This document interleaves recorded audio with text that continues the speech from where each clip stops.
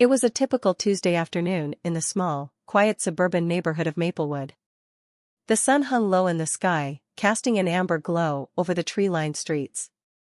The hum of suburban life was a constant, children laughing as they played outside, neighbors tending to their lawns, and the distant sound of cars driving past. The streets were peaceful, a slice of calm nestled in a world filled with noise. James Carter, a 34-year-old black man, was heading home after a long day at work. He had just left his office job at a marketing firm and was eager to unwind with a hot meal and the solace of his own space. He drove his car, an old but reliable sedan, down the narrow road lined with white picket fences and single-story homes. James was accustomed to the serene atmosphere, having lived in Maplewood for nearly 3 years. It wasn't a flashy neighborhood, but it offered a sense of stability and safety that had drawn him to it in the first place. He was a regular guy, polite, responsible, never a problem. But that's when it happened. Out of nowhere, the flashing blue and red lights of a police car illuminated the rearview mirror. The sudden brightness was almost blinding, pulling James from his thoughts. He instinctively checked his speedometer, realizing he was not speeding. He was well within the speed limit. The neighborhood was calm, the streets were empty. The officer had no apparent reason to pull him over, but he quickly steered his car to the side of the road, bringing it to a gentle stop. His hands gripped the wheel lightly as he waited. James kept his hands clearly visible on the steering wheel, doing what he had learned was best in these situations: calm, collected, and respectful. He knew how the world could be for black men in interactions with law enforcement. He knew all too well the stories of men who were treated unfairly, unjustly, and even brutally. He had heard the warnings from his parents, from his friends, from the community. Always comply, they said. Don't give them any reason to escalate. James was no stranger to the complexities of these encounters. His heart rate ticked upward, though he tried to keep his breathing steady. The police car slowly rolled up behind him, its engine humming ominously. The officer in the vehicle didn't get out immediately. James wondered if the officer was waiting for something, maybe running his plates, or maybe even just surveying the area.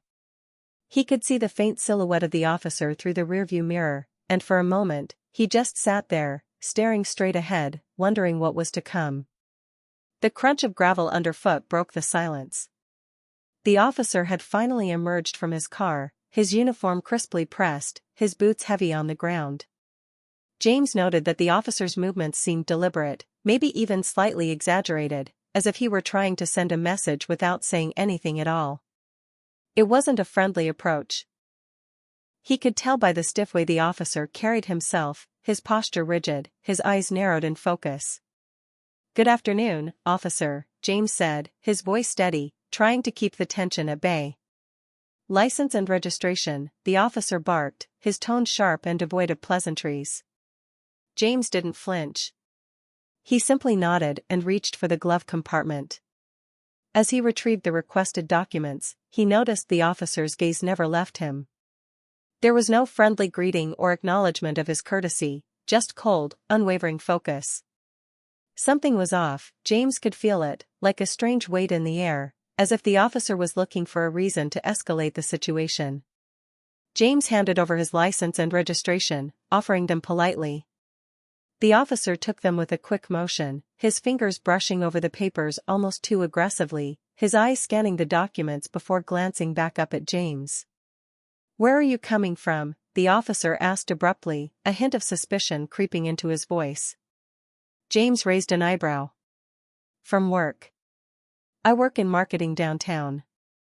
The officer didn't respond right away. Instead, he stood there for what felt like an eternity, scrutinizing James, his eyes narrowing as if trying to discern something hidden. James kept his gaze steady, resisting the urge to fidget under the officer's intense scrutiny. He had done nothing wrong. His car was in good condition, his license was valid, and there were no expired tags. The car was spotless, and James had nothing in his possession that could be questioned. But still, the officer's gaze lingered. "I'm going to need you to step out of the vehicle," the officer said after a prolonged silence, his voice suddenly sharp, almost demanding. James blinked, confused. He hadn't been told why he was being pulled over in the first place, and now he was being asked to leave his car for no apparent reason. "Officer, is there a problem?" "I've complied with all your requests," he replied, keeping his voice calm but firm. The officer took a step closer, his posture becoming even more rigid. "Do you have something to hide?" he asked, his tone dripping with suspicion. James' confusion deepened, but he stayed calm. "No, officer. I don't have anything to hide. I'm just trying to get home." The officer's eyes flicked to James' hands, which were now resting on the door handle, as though measuring his next move. He took a step back, his hand hovering near his gun belt. "You're acting a little too calm for someone who knows what's going on," the officer muttered, almost to himself. James' heart began to race. He knew exactly what this was. This wasn't a routine stop anymore. It wasn't about the car, or the paperwork, or anything legitimate. It was about something deeper, something darker. The officer wasn't reacting to the situation. He was reacting to James himself. "I don't know what you mean," James said quietly, but firmly. "I'm just trying to comply." But the officer was already moving. Without waiting for an answer, he took another step forward, his hand still poised near his gun, his expression one of thinly veiled frustration. "You know, I've seen a lot of guys like you around here lately," he said, his voice laced with accusation. "People think they can just come into this neighborhood and do whatever they want. You're not from around here, are you?" James' stomach twisted. His mind raced for the right response. He wasn't from Maplewood originally, but he had lived here long enough that the people knew him. He worked hard, kept to himself, and had no record. But there it was. The unspoken message. The bias. It was clear now. "I've been living here for almost 3 years," James replied, doing his best to maintain composure. "And I haven't caused any trouble." The officer didn't seem to hear him. He was already scribbling something in his notebook, his demeanor becoming more and more impatient. The air grew thick with tension. "I don't like your attitude," the officer muttered, almost to himself, but loud enough for James to hear. He looked up, his gaze sharp and accusing. "You might want to rethink your behavior. I'm going to run a few checks. Stay in the car." James nodded, his pulse quickening, his thoughts swirling. It was clear now, this wasn't about the car. It wasn't about a traffic violation. This was about something else entirely. The officer's actions, his words, his mannerisms, they all screamed bias. It wasn't something James had imagined, it was real. And it was something he had experienced far too many times before. As the officer walked back to his squad car, James sat in silence, watching him disappear into the rearview mirror. His mind raced. What had just happened? What had gone wrong? Why had the officer become so hostile, so aggressive for no reason? The encounter was far from over, and James could feel it in his bones. He knew the road ahead wouldn't be an easy one. This was just the beginning. The silence inside the car was suffocating. James' mind raced as he tried to process everything that had just transpired. The officer's bizarre, almost paranoid behavior lingered in the air, and an unsettling feeling began to settle in his gut. He couldn't shake the sense that something was about to go terribly wrong. This wasn't just a routine traffic stop anymore. This wasn't just about his car, his license, or his registration. There was something deeper, something far more sinister, unfolding before his eyes. James had grown accustomed to these encounters. He had learned early in life how to navigate the often tense and unpredictable interactions with law enforcement, especially as a black man. He knew the statistics, the stories of injustice, the accounts of men and women who had been unfairly targeted, arrested, or worse. And though he had never been directly involved in an altercation, he had seen enough to know how quickly things could spiral out of control. A few months ago, after hearing one too many disturbing stories of people being wrongfully accused, harassed, or worse, James made a decision. He had invested in a small, discreet phone holder that attached to his car's dashboard. He knew that, in these situations, having evidence of the truth could be the only thing that would protect him. His phone was always within reach, but now it was an even more important tool, a silent, unblinking witness to the world around him. He had set it up earlier that afternoon, discreetly activating the voice recorder. Now, as the officer walked back to his patrol car, James' finger instinctively hovered over his phone. The thought of stopping the recording never crossed his mind. He wasn't sure exactly what he feared might happen, but the gnawing feeling in the pit of his stomach told him that it was better to have it running than not. The cool metallic hum of the officer's squad car engine provided a stark contrast to the wariness seeping through James' veins. As Officer Donovan made his way back to his car, James glanced at the rearview mirror. He watched the officer from a distance, his every movement calculated and deliberate. Donovan didn't seem to be in any particular hurry, but his hands never strayed far from his gun belt. There was a slight tension in the way he moved, a stiffness in his gait that made James' unease grow into a tight knot in his chest. His eyes never left the officer, but his hands remained carefully placed on the steering wheel, just as they had been since the stop began. For a moment, the world seemed to slow down. James could feel the weight of the situation bearing down on him, but he held his composure. He knew that if things went sideways, this small device, this phone, could be his only ally, his only hope to prove his innocence. And then, it happened. James' breath caught in his throat as he saw something that sent a chill through his entire body. Officer Donovan had returned to his squad car, his back to James. He was standing near the open rear door of his patrol vehicle, but his hands were no longer busy with his paperwork or the radio. Instead, Donovan appeared to be looking around, as if scanning the area, ensuring there were no witnesses. James' heart began to pound harder in his chest, the shock of what he was witnessing sinking in slowly. James leaned forward slightly, eyes widening. He had seen the officer's hand dip into his utility belt earlier, but this was different. Donovan's movements had turned deliberately covert, almost furtive, and now James could see the officer reaching into his patrol car. Donovan withdrew a small packet from the compartment, a small, clear plastic bag, the kind used to hold a powdery substance. The officer looked around once more, scanning the empty street for any onlookers, before casually slipping the packet onto the backseat of James' car. James' blood ran cold. The officer was planting evidence. His mind spun in disbelief, his stomach lurching with a feeling of dread that he couldn't shake. How was this happening? Why was this happening? The officer had no legitimate reason to accuse him of anything, let alone plant drugs in his vehicle. And yet, there it was. The unmistakable sight of the packet on the backseat of his car. James' throat tightened, a lump forming in his chest. He didn't know how long he sat there, frozen in place, watching the officer. It felt like hours, even though the entire exchange had only lasted a few seconds.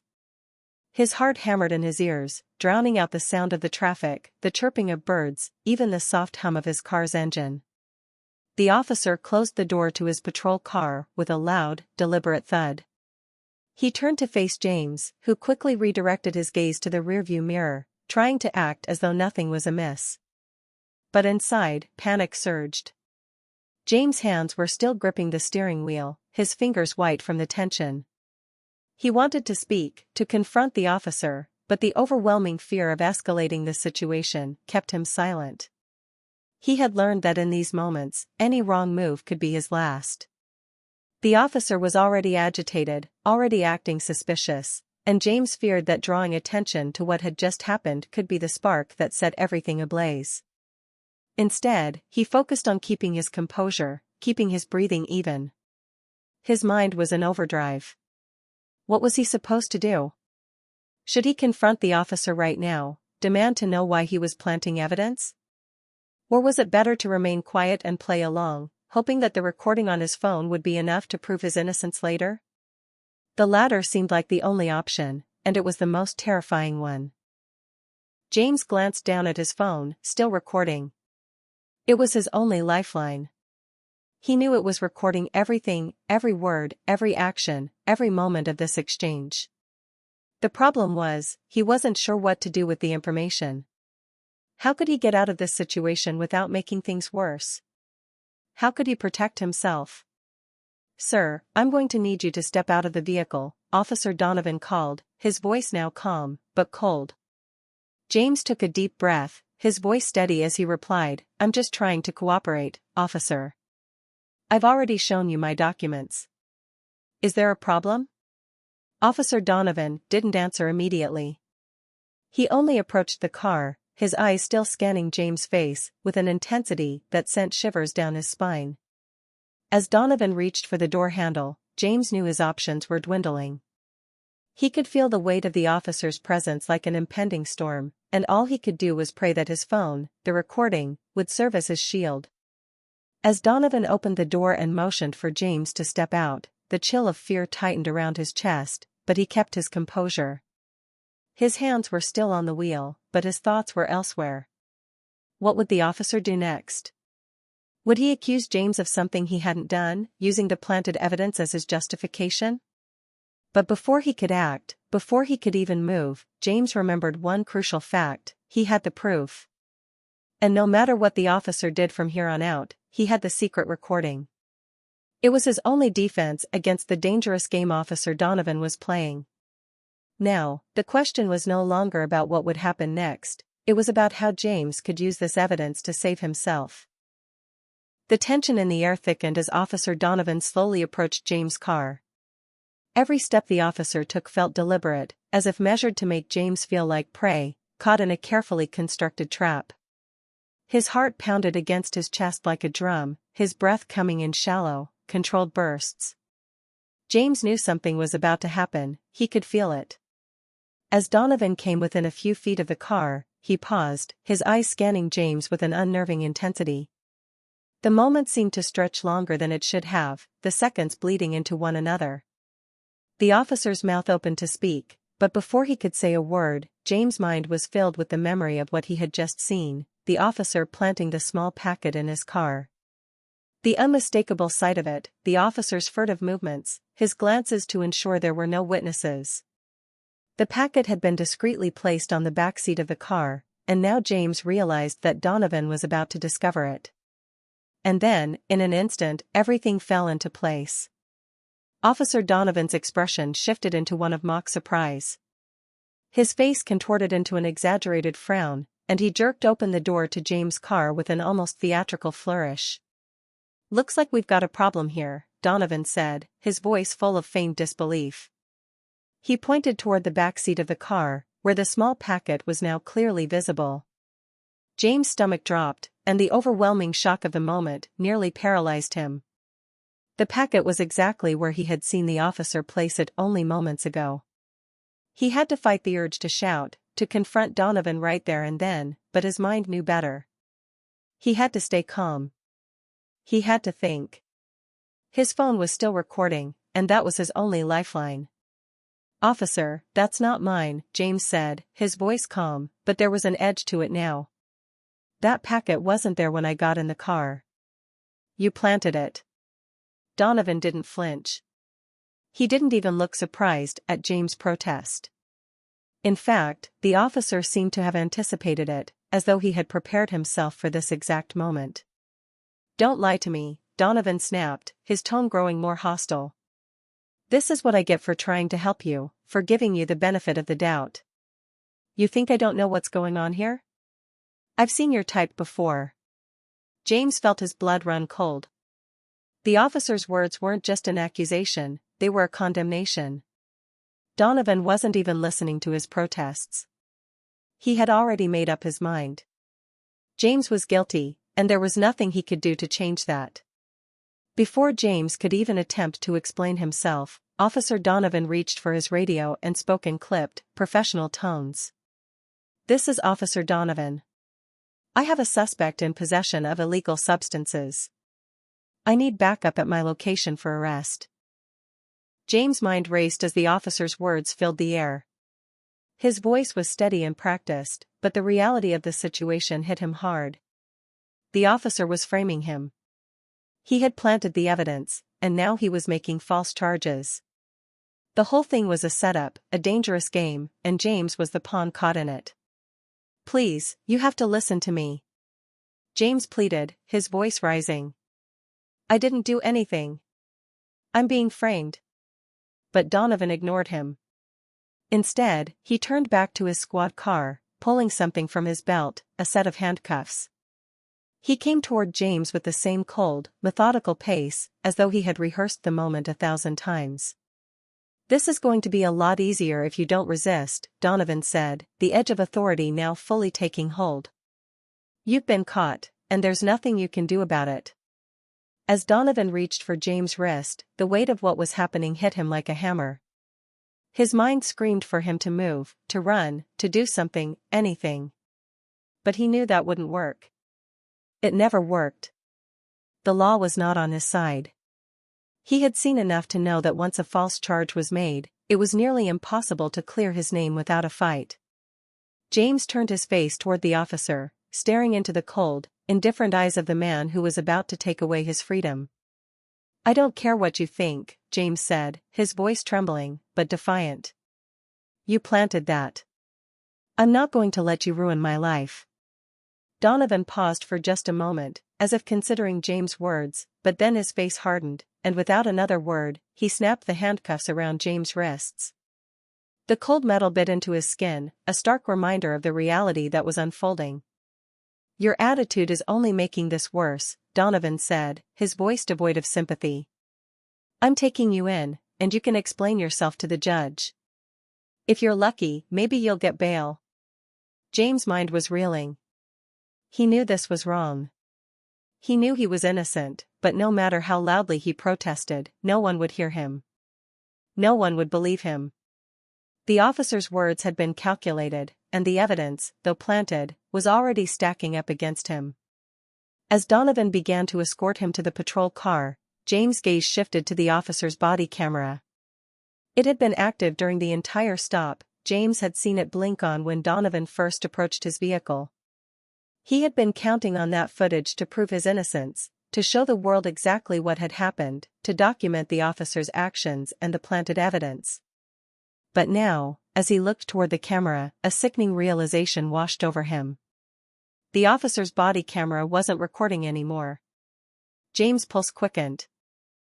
The little blinking red light, which should have been flashing steadily to indicate recording, was now off.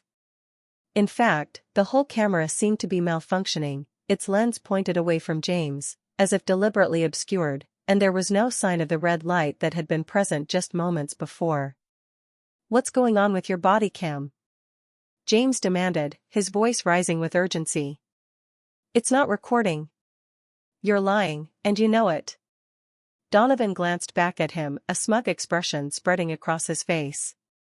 Funny you should mention that, he said, his tone mocking. I guess you could say it's malfunctioning. Seems like one of those things that happens when people like you decide to make trouble. James' stomach churned. The officer had done this on purpose. He had tampered with the body cam, just like he had planted the evidence. This was all part of a plan to ensure that James had no proof, no defense. The system had already been stacked against him. Donovan knew that with the body cam malfunctioning, he could make any accusation stick, without fear of it being disproven. James had no recourse. His word meant nothing now. Why are you doing this? James demanded, his voice cracking. What did I do to deserve this? The officer's expression didn't change. You're just in the wrong place at the wrong time, Donovan replied coldly, as he shoved James toward the patrol car. People like you never learn. Maybe this will teach you a lesson. As James was forced into the back of the squad car, the reality of the situation became undeniable. His freedom was slipping away, piece by piece, and he had no way of stopping it.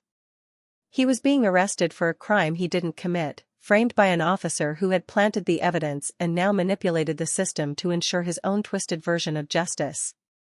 The door of the squad car slammed shut behind him, and the sound of the metal locking into place echoed in his ears. He was trapped. The injustice was suffocating. And yet, in the back of his mind, a flicker of hope remained, the recording on his phone. It had captured everything. Even if the body cam had failed, his phone would be the one thing that could expose the truth. James didn't know how, but he knew that if he could just get his hands on that phone, he might have a chance to clear his name. But for now, the darkness of the squad car pressed in on him, and he could only brace himself for what was to come. The cold metal of the handcuffs had barely left James' wrists when the truth began to crack open, a glimmer of light in the oppressive darkness. After hours of interrogation, phone calls to family and friends, and an anxious night spent in a small, sterile holding cell, he had finally been granted bail. The weight of being wrongfully accused had settled heavily on his shoulders, and for the first time in a long while, the world outside the prison walls felt too big, too overwhelming. He had been fighting for his freedom, and in that moment, it felt as if the fight was just beginning. The courthouse doors swung open as James stepped outside, squinting against the bright morning sunlight. His lawyer, a seasoned professional with a no-nonsense demeanor, walked beside him. James had known the odds were stacked against him, but at least for now, he had his freedom, however fragile it felt. "What's the next step?" James asked, voice hoarse from hours of shouting his innocence. "We take this to court," the lawyer said. "We need to build a case, gather evidence, and expose what happened here. We'll work with the public defender's office to investigate the officer's background and see if there are any patterns, anything that might suggest he's been involved in similar incidents before." James nodded, feeling both relieved and exhausted. The legal process was a marathon, not a sprint, but he was determined to see it through. The officer, Donovan, had planted evidence, manipulated the situation, and had now accused James of something he hadn't done. But James knew that this wasn't just about him anymore, it was about exposing the truth, about making sure that no one else suffered because of Donovan's actions. As they walked toward the parking lot, a thought began to gnaw at the back of James' mind. He had his recording, the one on his phone that captured the officer planting the evidence, the recording that had been his silent witness throughout the entire ordeal. But what if that wasn't enough? What if they dismissed the evidence or simply claimed it was fabricated? James needed someone who could truly investigate, someone who wasn't just trying to keep their head down, someone with the resources to dig deeper into the corruption that might be hiding behind Officer Donovan's actions. James' thoughts were interrupted by the sound of his phone buzzing in his pocket. His heart skipped a beat as he pulled it out, his eyes scanning the screen. The message was from an unknown number, and the subject line was simple, important, Officer Donovan. Curiosity and suspicion flared in his chest as he quickly opened the message. The content was brief but chilling. "James, you don't know me, but I know what happened to you. I work in law enforcement, and I've seen the same things you have. Officer Donovan is not who he seems. There are others like you, and I can help you. If you want to know the truth, meet me tomorrow night at the old park by the river. Be careful who you trust. I'm on your side. You've been watched." James' breath caught in his throat. His hands trembled slightly as he read the message again, unable to fully process what it meant. James felt a surge of hope. Internal Affairs. The very agency tasked with holding officers accountable. This was real. She was real. "You've been investigating Donovan?" James asked, his voice tight with disbelief. "Why?" Monroe glanced around again before pulling out a small envelope from inside her coat. She handed it to James. "You'll find everything you need in there. I've been keeping track of Donovan's actions. His pattern, the complaints against him, the strange incidents. I've seen enough to know there's more to him than what's on the surface. I've been trying to get him off the streets, but the higher-ups have been protecting him.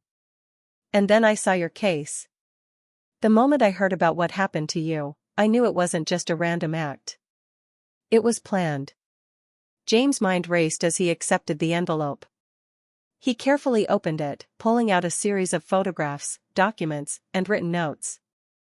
The first few pages contained reports of misconduct, unusual traffic stops, complaints of excessive force, allegations of planting evidence. It was all there, laid out clearly before him. Officer Donovan had a history, and it wasn't a good one. "I don't know who tipped me off about you," Monroe continued. "But whoever it is, they did the right thing.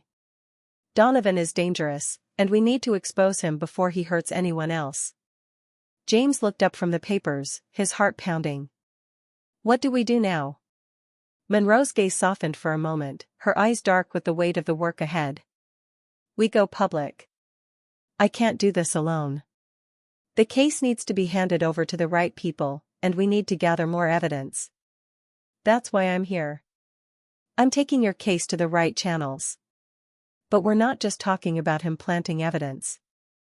There's a larger network here, something even deeper than Donovan's misconduct." A cold shiver ran down James' spine. This was more than he had ever imagined. Donovan wasn't just a rogue cop, he was part of something much larger. The idea of corruption running through the system, perhaps even all the way to the top, made James' blood run cold. But at the same time, it fueled his determination. He couldn't back down now. He wouldn't. The following weeks were a blur of interviews, investigations, and a growing sense of urgency. James handed over his secret recording to Detective Monroe, who submitted it to the authorities as critical evidence in the federal investigation. The recording became the catalyst for a much larger inquiry into Officer Donovan's activities, his network, and his dangerous reach. As the investigation gained momentum, so did the mounting public pressure. The media picked up on James' story, and soon, people across the country were rallying behind him, demanding justice. The once quiet town of Maplewood became a flashpoint in a broader conversation about corruption within law enforcement. James found himself at the center of a whirlwind, but for the first time since his wrongful arrest, he felt that the truth was finally coming to light. With Detective Monroe's help, the federal investigation launched a full-scale operation to expose Donovan's corrupt practices. As the pieces of the puzzle fell into place, James realized that this wasn't just about him anymore, it was about something much larger than any individual. It was about the fight for truth, accountability, and justice in a system that had failed too many before him. And the journey was just beginning. As the investigation into Officer Donovan's actions gained momentum, Detective Lisa Monroe found herself wading through layers of secrecy and deceit that seemed to stretch far deeper than she had anticipated. What had begun as a single case of evidence planting, a single wronged man's cry for justice, had rapidly transformed into a sprawling web of corruption that entangled not just Donovan, but others within the police department. The more Monroe dug, the clearer it became that Donovan was not acting alone, he was part of a larger, insidious network within the force, a network dedicated to covering up racial profiling and criminal activities designed to subjugate and intimidate those who were most vulnerable. Monroe had spent the better part of a month sifting through the records, piecing together complaints that spanned years. She reviewed surveillance footage, police logs, body cam footage, and most crucially, internal affairs reports that had mysteriously been buried. Each piece added to the damning portrait of Officer Donovan, revealing a man who had manipulated the very system that was meant to protect the public. But as she combed through the files, something even more troubling began to surface. Donovan had a history, one that painted a very clear pattern of targeting black drivers. Time and time again, his actions appeared almost too deliberate, too methodical, to be the result of random events. It was clear that Donovan had been carefully framing individuals, planting evidence, and orchestrating arrests to further a deeply ingrained racial prejudice. The first case that Monroe discovered was years old, an arrest involving a young black man named Marcus Lee, who had been pulled over for an alleged traffic violation. The arrest was quickly labeled a routine stop, but upon reviewing the footage and paperwork, Monroe realized something was wrong. Marcus Lee had been arrested for possession of drugs that had never been found on his person. Instead, a baggie of powder had been mysteriously discovered in his vehicle by none other than Officer Donovan. The investigation into Lee's arrest had been sloppy, with little to no follow-up on the evidence that had been planted. It was all too familiar. There were more cases, each one eerily similar. Another incident involved a woman named Tamara Thompson, who had been detained on the charge of driving under the influence, despite having passed a breathalyzer test.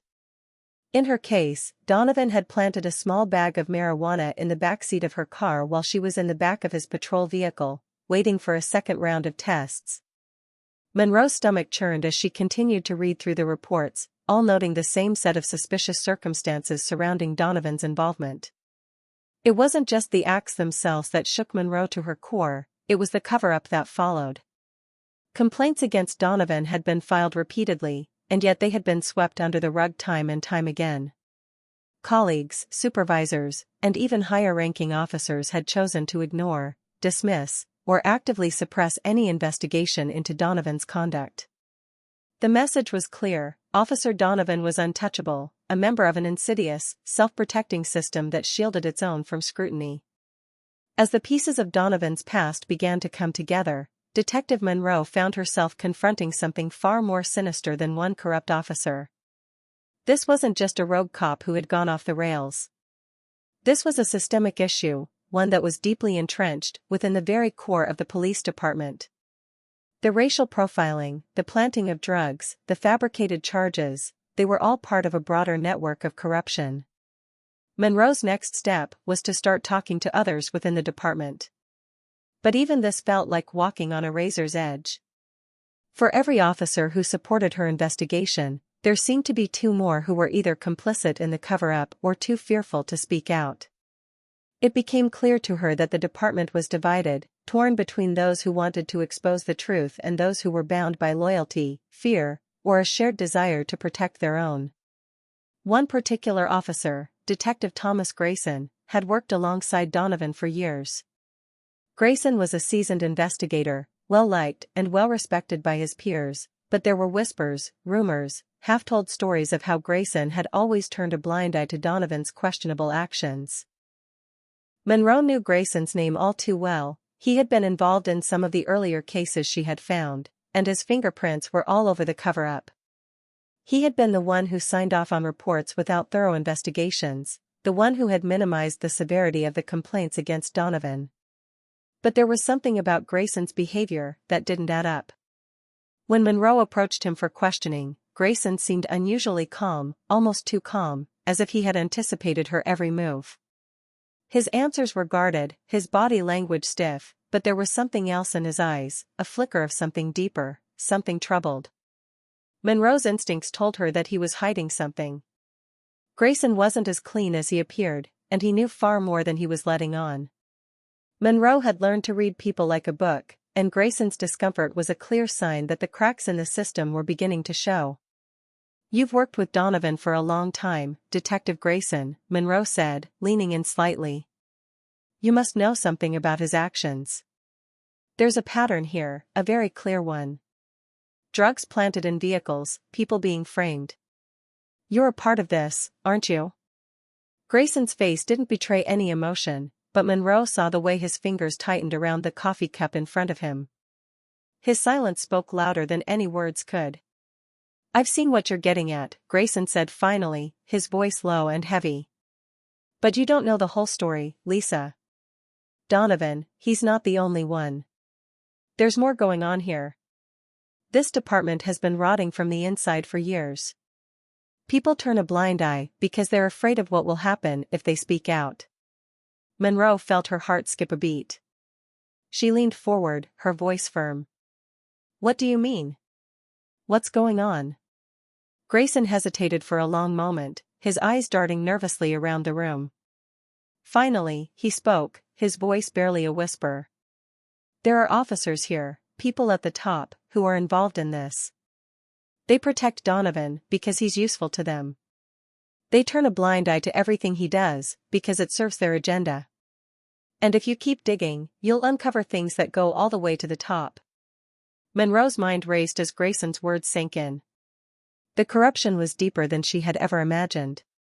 The officers who covered for Donovan, who protected him, were part of a much larger network, one that included people in positions of power, people whose livelihoods depended on keeping the system corrupt and unaccountable. As Monroe continued to investigate, she began to identify more officers who had been complicit in Donovan's actions. One of them, Sergeant Abigail Thompson, had been the one to oversee some of the most egregious incidents. Thompson had quietly endorsed Donovan's actions, allowing him to go unpunished while she quietly swept complaints under the rug. The discovery of her involvement sent shockwaves through the department. Thompson's quiet yet authoritative presence had shielded Donovan and other officers from scrutiny, and her role in the cover-up was now undeniable. The investigation's momentum grew, but so did the resistance from the department. The more Monroe uncovered, the more powerful the forces working to silence her became. Whispers of intimidation, veiled threats, and subtle attempts to derail the investigation began to surface. But Monroe refused to back down. She was determined to expose the truth, no matter the cost. The fractures within the department began to widen as officers loyal to Donovan's corrupt network clashed with those who wanted justice. The force was divided, with each side digging in their heels, unable to reconcile the truth with the lies that had been perpetuated for years. There were secret meetings, hushed conversations, and broken alliances. Every step forward was met with resistance, but every revelation made it clearer that this was no longer just a matter of one officer's misconduct. It was about the very soul of the police department itself. James Carter, now a central figure in the case, became a symbol of the fight against injustice. His recording, the evidence that had sparked the investigation, was being used in court as the cornerstone of a massive federal inquiry into racial profiling, corruption, and police misconduct. As the public rallied behind him, the pressure on the department grew. But the closer Monroe got to the heart of the web, the more dangerous the investigation became. The stakes were rising, and it was no longer just about the fate of Officer Donovan. It was about exposing the dark underbelly of the police force, a force that had for far too long hidden its flaws behind a shield of silence. With each passing day, the walls of corruption began to crumble, revealing the rotten core of an institution that had long protected its own at the expense of the people it was supposed to serve. And Monroe knew that the fight for justice had only just begun. The courtroom was a battleground. The walls were heavy with history, the echoes of countless cases and decisions made within those same four walls. Yet for James Carter, this particular trial felt like more than just a legal proceeding. It felt like the culmination of years of injustice, a pivotal moment in a battle that had stretched far beyond his own life. The weight of the room was tangible, as if every eye in the gallery was waiting for the scales of justice to tip one way or the other. James sat at the defense table, his palms damp with sweat, his eyes fixed on the proceedings. His civil rights lawyer, Alan Foster, was a seasoned professional, a man who had spent decades fighting for justice in cases involving police misconduct. Alan was known for his razor-sharp intellect, his unwavering commitment to truth, and his ability to peel away the layers of a case to expose the lies lurking beneath. On the other side of the courtroom, Officer Donovan sat like a statue, his face stoic, his eyes narrowed with contempt. He was surrounded by his legal team, a group of high-priced attorneys who had been hired to ensure his survival. Donovan's presence in the courtroom was calculated, his every move designed to convey strength, confidence, and an air of invincibility. But beneath that cold exterior, James could sense the cracks beginning to form. Donovan knew that the walls were closing in, and that the truth was about to be laid bare for everyone to see. The trial began with a series of formalities, opening statements, procedural motions, and the customary exchanges between the defense and prosecution. The atmosphere was charged, the air thick with tension. But when Alan Foster stood up to give his opening statement, the courtroom fell into a hushed silence. "Ladies and gentlemen of the jury," Alan began, his voice measured and calm.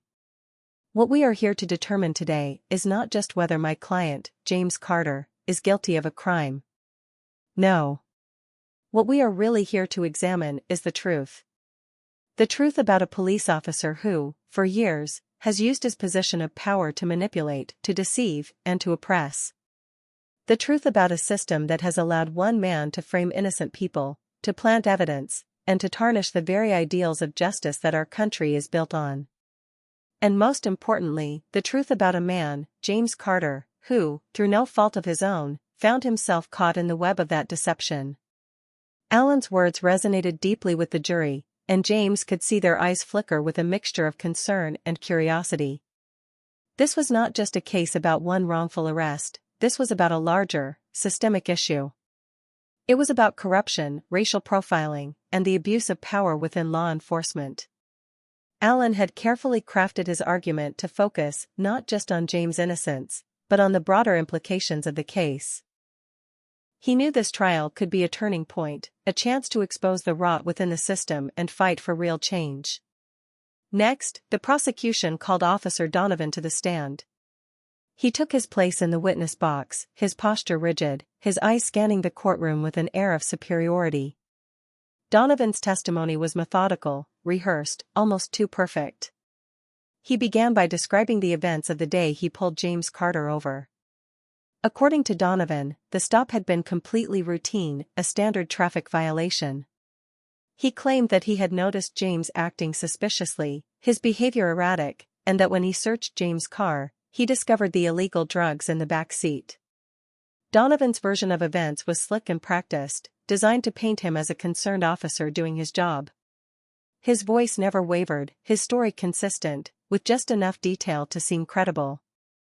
But something about his delivery seemed rehearsed, too polished, like a man who knew he was lying but had perfected the art of deception.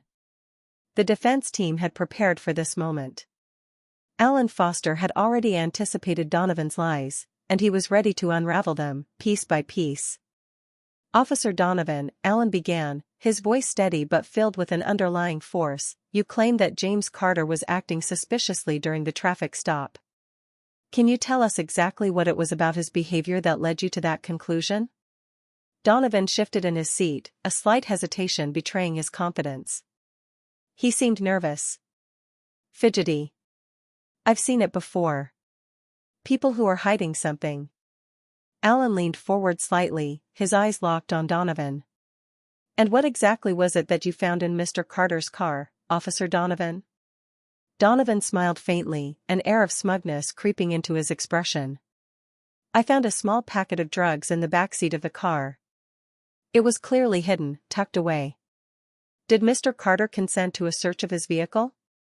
Alan asked, his voice cutting through the courtroom. Donovan's expression faltered for just a moment. "No. But I had probable cause to conduct the search. His behavior was enough to warrant suspicion." The defense attorney's voice grew louder, more authoritative. "But you didn't have any clear evidence, did you, Officer Donovan? You didn't have any justification for pulling Mr. Carter over in the first place, other than your own suspicion. And you didn't find any drugs until after you planted them in his car, did you?" The courtroom fell silent. Donovan's jaw tightened, his eyes darting around the room, but his composure remained largely intact. However, Alan could see that the seed of doubt had been planted. He wasn't finished. "I'd like to show the jury something," Alan said, turning toward the projection screen. He motioned for the court assistant to start the video. "This is footage taken from Mr. Carter's phone during the traffic stop." A hushed murmur ran through the courtroom as the screen flickered to life, showing a shaky, grainy shot of Officer Donovan standing near the backseat of James' car. The camera angle was awkward, but it was clear enough to show Donovan's actions. James had been recording the entire interaction, and the footage clearly showed the officer reaching into the car and placing a small packet onto the back seat, just before he began his search. The room went completely still as the video played out. Donovan's movements were captured in full, his hand carefully placing the packet in plain view for the jury to see.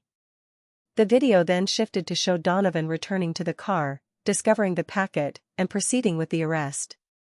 The truth was undeniable. James could feel the weight lift from his chest.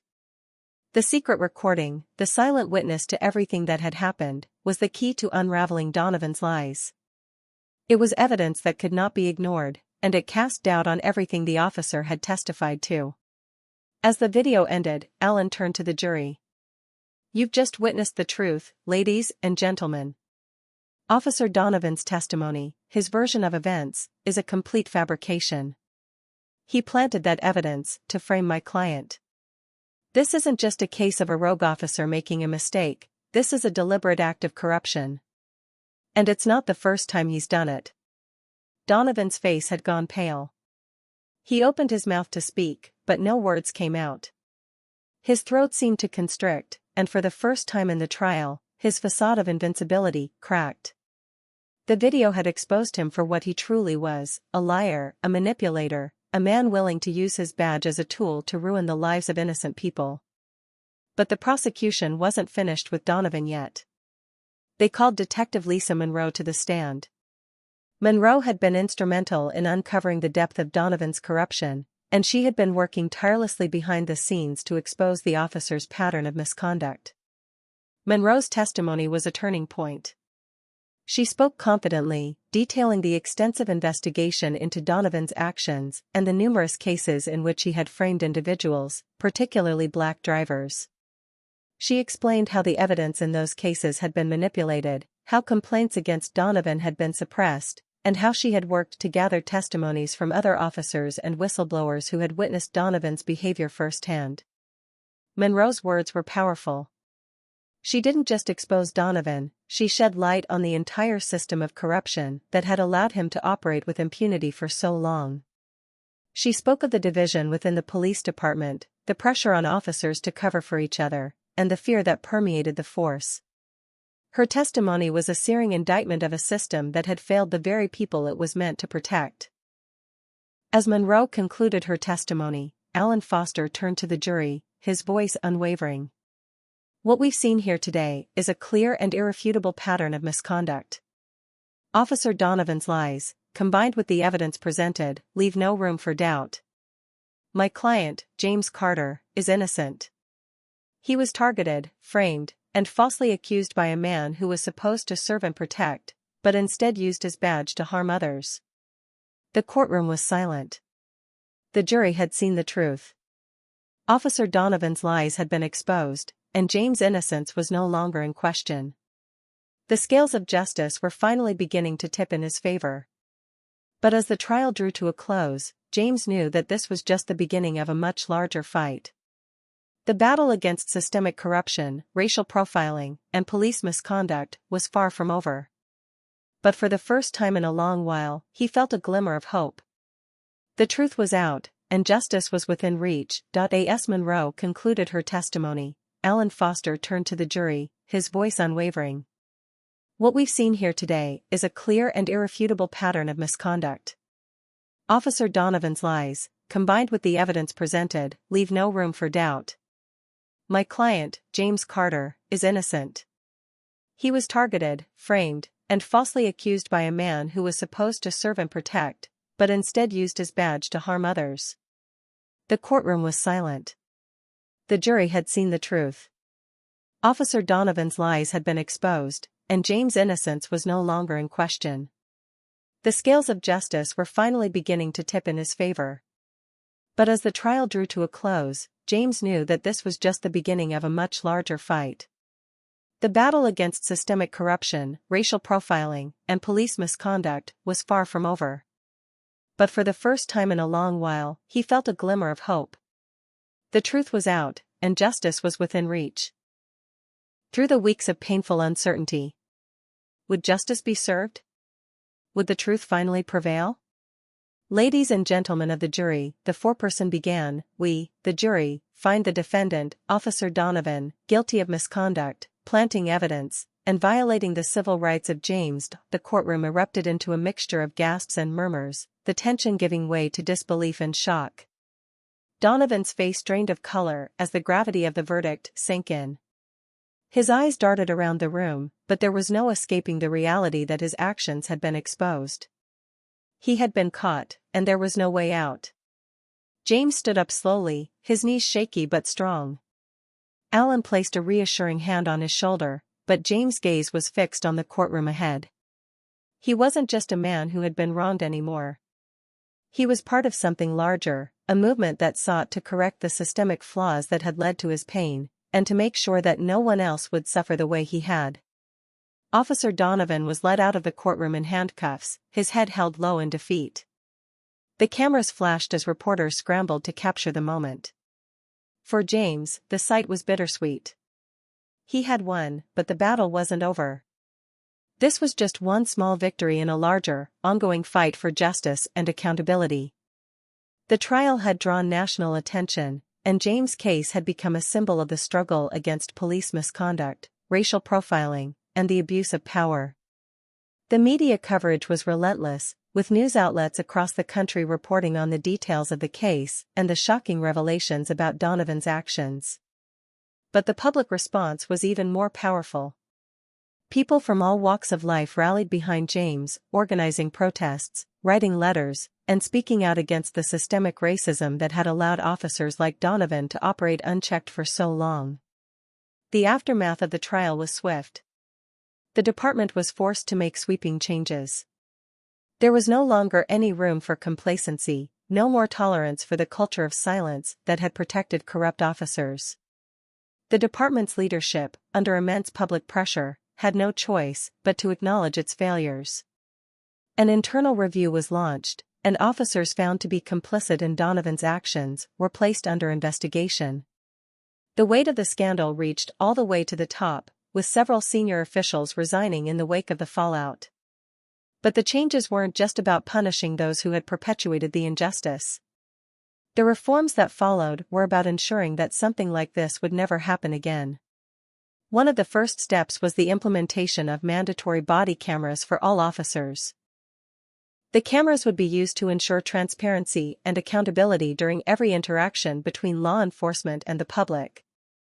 No longer would officers be able to manipulate evidence or conceal the truth.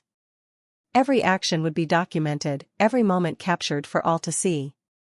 In addition to the body cam mandate, new policies were introduced to combat racial profiling within the department. Officers were required to undergo extensive anti-bias training, and any officer found to have engaged in discriminatory practices would face immediate consequences.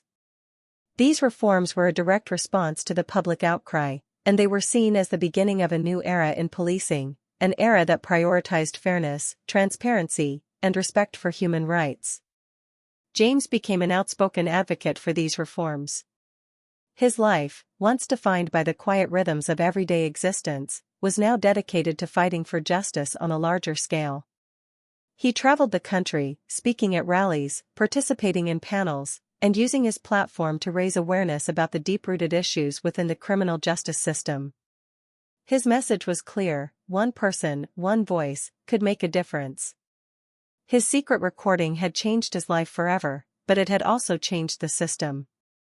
It had exposed the darkness lurking within law enforcement, and it had given rise to a new wave of activism focused on police reform and racial justice. As James stood before a crowd at a national rally for police accountability, he reflected on how far he had come. The young man who had once driven through the quiet streets of Maplewood, unaware of the storm that was brewing in his life, was now a symbol of resilience. The secret recording, something so small and so simple, had given him the power to expose the truth. And in doing so, it had sparked a revolution that demanded justice not just for him, but for every person who had been wronged by a system that had long been broken. "I never imagined it would come to this," James said, his voice steady but filled with emotion. "I never imagined that one moment, one decision to press record, would change my life. But it did. And now, we're all standing here together, demanding change. We're here because we know that no one is above the law. No one should be above accountability. Not officers, not leaders, not anyone." The crowd erupted into applause, their voices rising in unison, a chorus of hope and defiance. James felt a sense of pride and purpose that he had never known before. The journey that had begun with an unjust arrest had led him to a place of power, a place where he could make a real difference, not just for himself, but for generations to come. In the weeks and months that followed, James continued to work alongside activists, lawyers, and politicians to push for comprehensive criminal justice reform. He worked on legislation to ensure that all police departments across the country were held to the same high standards of transparency and accountability. He advocated for more oversight of law enforcement agencies and for the implementation of more rigorous training programs to combat racial bias. Though the road ahead was long, James knew that the battle had changed. The reckoning had arrived, and with it, a new sense of urgency to reform the broken systems that had allowed injustice to thrive. James Carter's life had been forever altered by that fateful moment when he decided to press record. But it wasn't just his life that had changed, it was the system itself. One voice, one recording, had created an irreversible shift in the way the country viewed policing and justice. And as James looked to the future, he knew that this was only the beginning. The reckoning had come, and with it, the promise of a new era, one where justice, equality, and accountability could no longer be ignored.